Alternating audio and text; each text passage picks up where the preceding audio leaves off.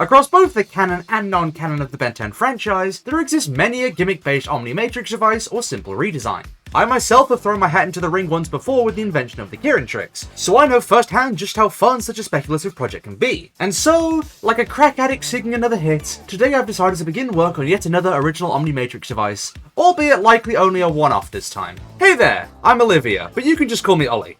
Today, I'll be introducing all of you to the Antimatrix, not to be confused with the Antitrix, as well as telling you all a little bit of its lore and the initial 10 aliens found within its core roster, as well as my creative process when making them. If you go on to enjoy this video, why not subscribe, leave a like, and drop a comment below. If this video does well, I'll make a follow-up going over some more lore and aliens for this little project of mine. Also, long-time fans of the channel will notice that, yep, I've had a bit of a tune-up. This lovely art that you see here was created by my bestie Gappy, so go check out her socials with a link in the description and show her some love for this awesome work she did. Also, please consider checking out my other Ben 10 discussion videos after this one if you end up enjoying it, and stay tuned to the end for all of our usual post-video shoutouts. Now without further ado, let's get right into it and begin this video proper with a little bit of an in-universe explanation for this particular alien device that does what it does. It's hero time! I was blinded by greed and design when I made Ascalon. I'll admit that much. I sought to impress the one I loved, without thinking of the consequences. Yes, well, this time I've not allowed my emotions to get the better of me. Antimatter, the antithesis of matter, exists in opposition to matter, and thus, it's something else entirely. Across all the omniverses and infinitude, surely somewhere there's a world or dimension or something completely entirely made of antimatter. A place where antimatter is matter and matter is antimatter. If we were to harness that space, whatever it may be, what would happen if we were to make it interact with our own plane of existence? Yes, that's exactly my line of thought when I first began this project, you see. My assistant warned me of unforeseen consequences, and reminded me of my prior failings. He was right to be cautious. He lost a bit because of me. Anyway, what you see here, well, it's a product of my work. I will bear the responsibilities for whatever comes from this project. We have found a way to bring it to our side of the Omniverse. It's something like a null void projector, only that it leads to another point in existence entirely. Why do we make it? Well, consider this. If there exists an antimatter equivalent for every form of matter that we know to exist, then what if we took those components and arranged them in just the right order so they were sequenced in the same as our matter equivalents? That is to say, what if we looked at those components of a diamond, found the equivalent components in antimatter and put them together in the same sequence? The results surely would be an antimatter diamond, the antithesis of diamond, the same structure, the same thing, but so entirely opposite. Then what if we were to take the same step further? What if we apply that to logic, to life? Yes, exactly. We could find out what the antimatter counterpart to all life in the universe was. If nothing else, it would be fascinating to find out. And that is to say nothing of how such knowledge could be applied thereafter. Exactly. It's my proudest invention. The Antimatrix. Hailing from Dimension 10, the Antimatrix is an Omnimatrix device created by Dimension 10's Azimuth, with the intent to create antimatter equivalents of matter-based life. One of the earliest hurdles of this project was asking myself how the fuck could this even actually work? Because for anyone out there who doesn't know what happens when matter interacts with antimatter, yeah, not great. So in universe, Azimuth has dealt with this issue through the invention of the electromagnetic xenomatter cohabitation and unification symbiotic emission, known as the EXCUSE for short. Essentially, the Antimatrix produces a constant barrier of neutral particles that exists infinitesimally between matter and the manifested antimatter, allowing antimatter life to exist in the matter-based universe without issue. I would imagine Primus has several failsafes installed in order to prevent any kind of damage or EMP or anti-barrier technology to counter this, as otherwise, one slight issue and the whole place just goes kaboom. I am aware of a fan-made Omnimatrix device that established the concept of reverse Ben 10 aliens with opposite powers to that of their original counterparts, and so I made sure not to make myself aware of any of these aliens when coming up with my own antimatter alien transformations for this device, because I didn't want to take too much inspiration, or really any inspiration at all. I wanted to make my own aliens here. I wanted to think outside of the box and produce aliens that existed fundamentally the same, or at least somewhat similar to their original counterparts, but with some kind of fun and unique twist or spin to make them stand out.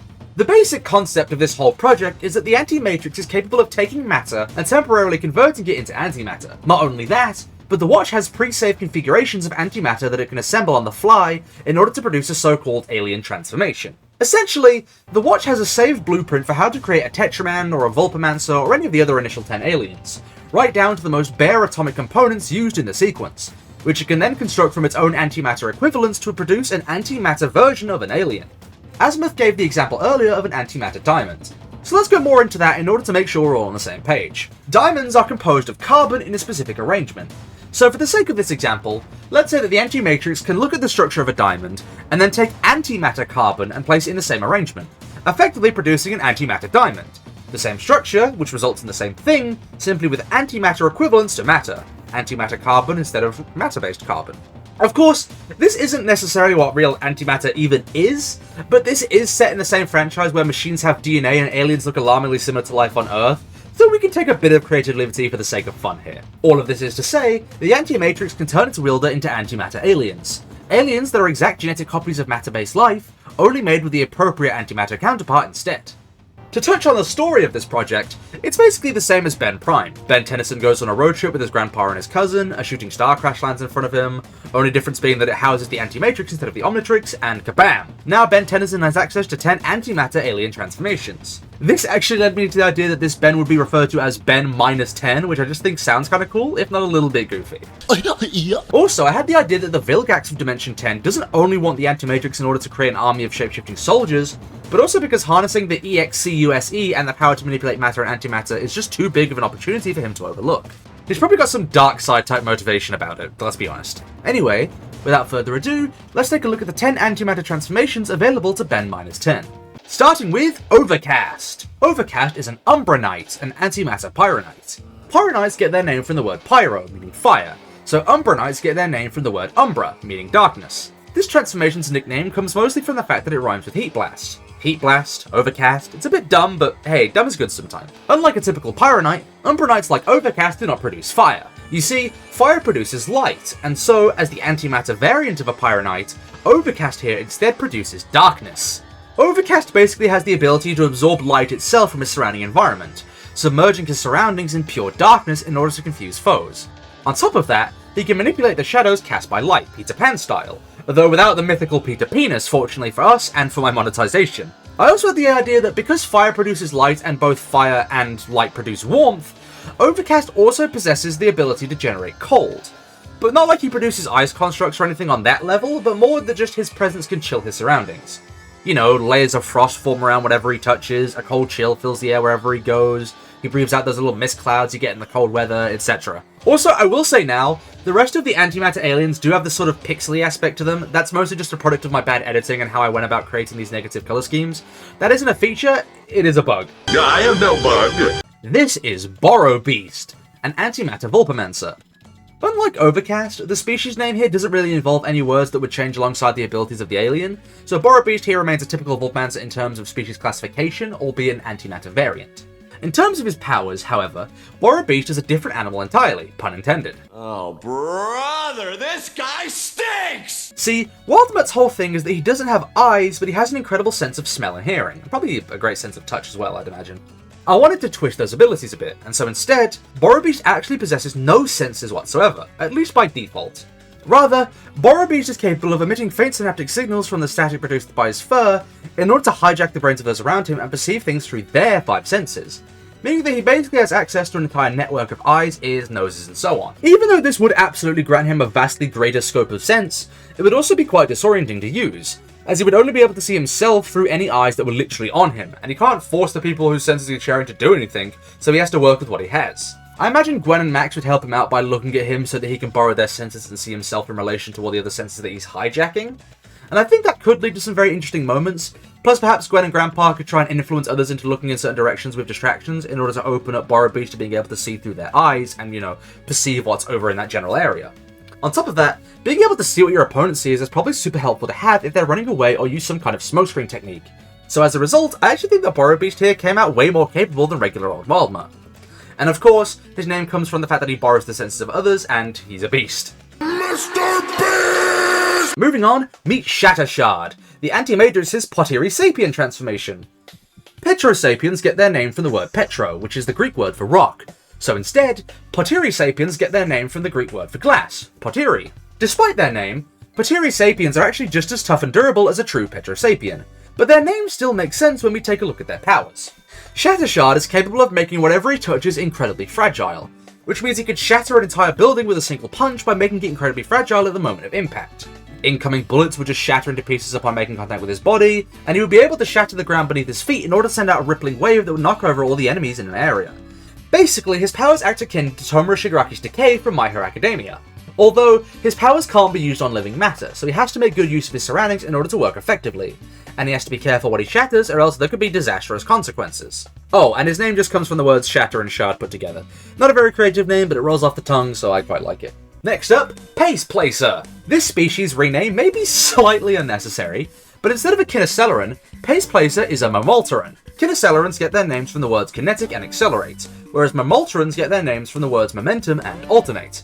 I kept going back and forth on whether to keep this rename or just to simply call them Antimatter Kilocelerans, but I decided that the name change suited the altered power set, and so I kept it. But, feel free to discredit that part. Speaking of which, Pace Placer doesn't actually possess super speed, though the balls on his feet do let him run about as fast as a person can go using roller skates, so relatively fast. Rather, he can swap the speed of things in his line of sight. To give an example, let's say that there is a clock sitting on a desk and a man running at top speed past it. Pace Placer can switch the speeds of the two, resulting in the man suddenly standing completely still while the clock suddenly rockets through the air in the direction that the man was going. This can be used to speed up projectiles, throw obstacles in the way, slow down speeding objects, stop running foes in their tracks, etc. It's actually a vastly more powerful ability in some aspects, as it almost grants Pace Placer the ability to paralyze foes in place, though this ability also comes with an extra note of required caution, as you'd have to act fast, pun intended, in order to make sure whatever is changing speeds doesn't end up crashing into anything. Pace Placer's name comes from Pacemaker, and while he can swap the speeds of both living and non-living things, he cannot use this ability on himself, so he's stuck roller skating. Next up, Collectoad, the Antimatter Galvan. At first I was stumped as to what power set to grant this little guy, but after a while an idea struck that I ended up absolutely loving. So instead of being extremely intelligent from the get-go, Collectoad starts out just as smart as regular old Ben, but he can basically read the minds of other people and gain all of their intelligence as well. So, let's say that he tries to read the mind of a pilot who's standing nearby. Collectoad doesn't get access to the pilot's memories or anything like that, but he would gain the knowledge of how to fly a plane, as well as any other trivia that the pilot may know. However, misinformation cannot be filtered out from true information, so if someone believes an incorrect fact and Collectoad copies their knowledge into his own brain, he would have no way of knowing whether that fact was actually right or wrong, which could lead him to making mistakes and miscalculations. Essentially, grey matter with handicaps. Of course, his name comes from the words collect and toad, because he's an amphibian that can accumulate the intelligence of others into his own mind. I can definitely see him using Gwen's big brain database, but then being too prideful to admit it. Next, with possibly my favourite name from the whole bunch, Hand-Me-Down. So dumb. Hand-Me-Down here is an Antimatter Tetramand, and he was another real struggle on what kind of powers to give. Eventually, I ended up settling on a similar path to Collectoad, albeit with a bit more of an All Might twist. So, Hand-Me-Down has the ability to siphon the physical strength of others, and either use it for himself or distribute it out to others. This way, he can basically provide physical buffs and debuffs to himself and others based on the current situation he's in. While this is somewhat similar to Collectoad's new abilities, I think it's different enough, and it definitely provides some unique scenario opportunities, so I don't really care. Hand-Me-Down's name, obviously, comes from the term hand-me-down, a great pun for this particular transformation, if I do say so myself. Now for Alchemy, another incredible pun for sure. If only these aliens were as interesting as the puns that I came up with. An Antimatter Lepidopteran was a hard thing to nail down a power set for, as originally I considered perhaps making Alchemy produce perfumes and pheromones instead of slime, but I thought that was maybe a bit too much of a polar opposite for a Lepidopteran, when my aim was to create alternate power sets, not opposite power sets. So, instead, I ended up settling on volatile chemical creation. Essentially, Alchemy can produce a variety of different foul-smelling chemicals, from ammonia to diphosphane to thioacetone, which is actually the stinkiest chemical known to man, believe it or not. I would have assumed it was a Redditor's bedroom, but maybe that's full of thioacetone. Basically, as long as it stinks bad, Alchemy can create a chemical cloud of it. Sort of like gut rot now that I think about it actually, whoops. Ooh. This comes with some other benefits, as of course, any other properties that these various chemicals possess would be at Alchemy's disposal as well. If you hadn't guessed already, Alchemy's name comes from the words alchemy and bee. Coming up in our last three aliens now, say hello to Riptide, a Pisces Aquae. The name Pisces Velan comes from the constellation of Piscis Volans, a constellation that represents a flying fish. So, I changed Volans to the word Aquae, which is the Latin word for water. This is because, unlike regular Ripjaws, Riptide doesn't struggle quite so hard to survive on land. Not wanting to make Ripjaws a pure land fish, as that would be too much of a polar opposite, I instead went to the idea that Riptide can manipulate water molecules. So, underwater, he can pull off some kind of fishman karate techniques, but on land, he isn't exactly a fish out of water either. He can manipulate water molecules in the air in order to keep fluid flowing through his gills in order to breathe. He can manipulate sources of water in his environment, like waterbending style, manipulate the temperature of that water in order to make it freezing cold or boiling hot, and he can even manipulate the weather by manipulating water molecules in the atmosphere to create rain clouds and the like. Honestly, this is basically just Ripjaws if he was overpowered, and I'm a-okay with that. Give my fishy boy some love. You so fucking precious when you smile. 8 down, 2 to go. Second to last, DN Alter, the Galvanic Metamorph. Unlike Upgrade, who can upgrade mechanical devices, I decided to go down the route of modifying biological matter instead. I assumed that, an opposite of Upgrade would just be it breaks things down, so I avoided that path. Your first assumption might have been something akin to the nightmarishly fascinating landscapes of Scorn when I said that DN Alter can manipulate biological matter. But that's the extreme that I intended to avoid here. Rather, DN Alter has basically got the powers of Bwana Beast from DC, where he can take 2 biological lifeforms and fuse them together temporarily.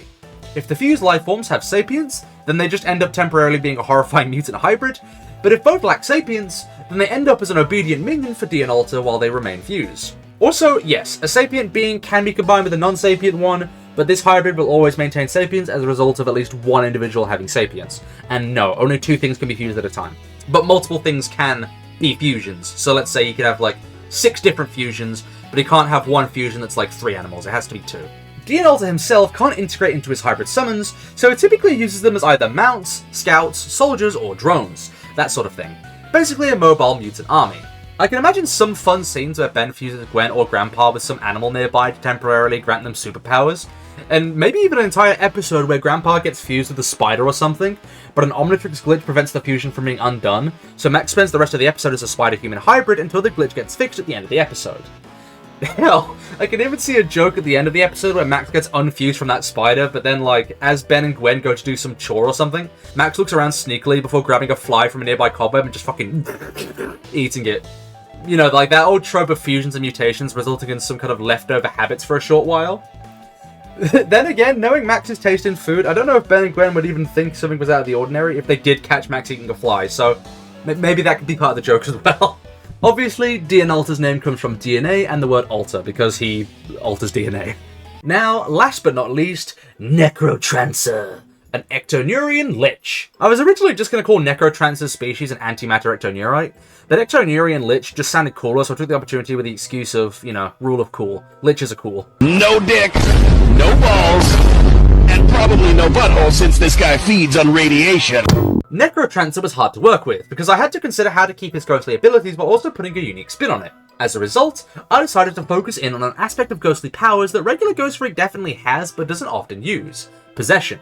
Now, before all of you Possession Kink fanboys out there start foaming at the mouth, first of all, fair enough. Second of all, Necrotrancer himself does not possess people. Rather, he acts as a medium between the living and the dead. Anybody who's read Baki, you might know where this is going. Anybody who's read Baki who hasn't got to the plotline that I'm about to reference, sorry for spoilers, but to be fair, if you haven't got to that point, you might want to stop reading now, because, it only goes downhill. Dear lord. Anyway, for those who don't know, there's a plotline in Baki where a spiritual medium was called in order to summon the soul of the world's most famous samurai, Miyamoto Musashi, and place that soul within a cloned body, in order to bring Miyamoto Musashi himself into the modern age.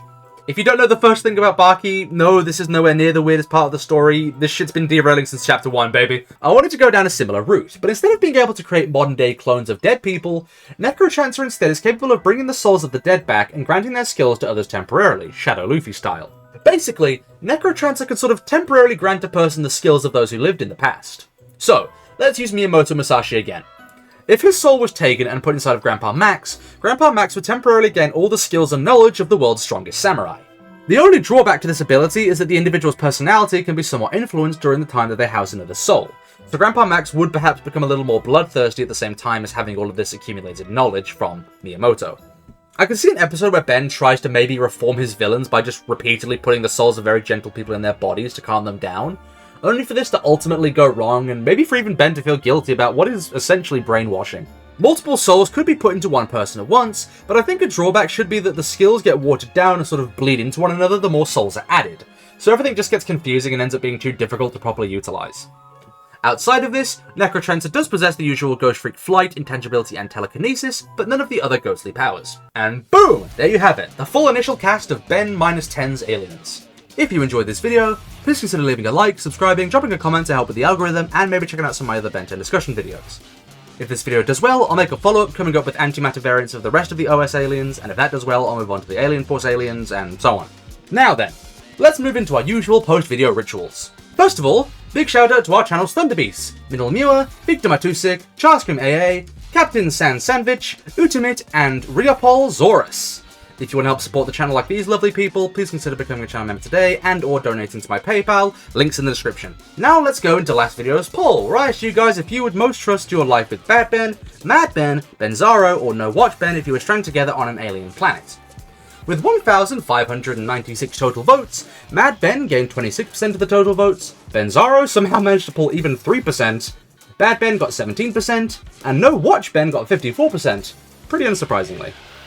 Honestly, there were some fairly decent reasons for choosing any of these guys, considering the fact that I stated they physically had to keep you alive or else they would die too. None of them could betray you like a lot of people commented anyway, despite a rule against it being in the prompt, but whatever, sometimes people just forget things, that's fine. Mad Ben clearly doesn't mistransform, so his Omnitrix building usage wouldn't be hindered. Benzaro is a zombie, but he seems chill enough and clearly capable of at least some brain function. On top of that, he's probably the one you can most easily trick into carrying out any form of task you provide him with, so at least you have the mental advantage if nothing else. Bad Ben is pretty much just Ben with an even more unchecked ego, which you can definitely play into. He's just as skilled as Ben Prime, so as long as you can reverse psychology him into doing something, you're probably safe. And while No Watch Ben is certainly the safest option as a person, his lack of an Omnitrix or literally any experience, as this is before he gets an Omnitrix, would make him probably just overstressed, and it would probably just end up leaving him as a useless partner to work with, so he's probably just dead weight. As such, I ended up picking Bad Ben, personally. So now, let's give a big shout out to everyone who correctly guessed that I chose Bad Ben. So, big shout out to Juggernaut the Dark Ultima 6758, Aliz Rad, a classic, Shadow of Fob 555, and Omoe Fizimo 3601, and congratulations for guessing correctly, guys. Now, last video's secret message. Yeah, baby! Let's give a shout out to everyone who saw the secret message and left a comment, then play one Yeah, baby! for each time. So, big shout out to Nick Femboy 2000, Kia 5884, Aliz Rad again, HR Biartho, and Vault N95. Thanks to you, we now get to hear this. Yeah, baby! Yeah, baby! Yeah, baby! Yeah, baby! Yeah, baby! Of course, there is another secret message hidden somewhere in this video, so find that and comment it below in order to get a shout out next time. And with that, let's finish things up with this video's poll. This time, an unusual Ben 10 question. Which design of Max Tennyson do you prefer most? OS, Future OS, UAF, or Omniverse? Leave a comment below and or on the poll guessing which one I like the most for a chance to get a shout out in my next discussion video. And with that, I'll be seeing you all next time. Adios, fellow heroes.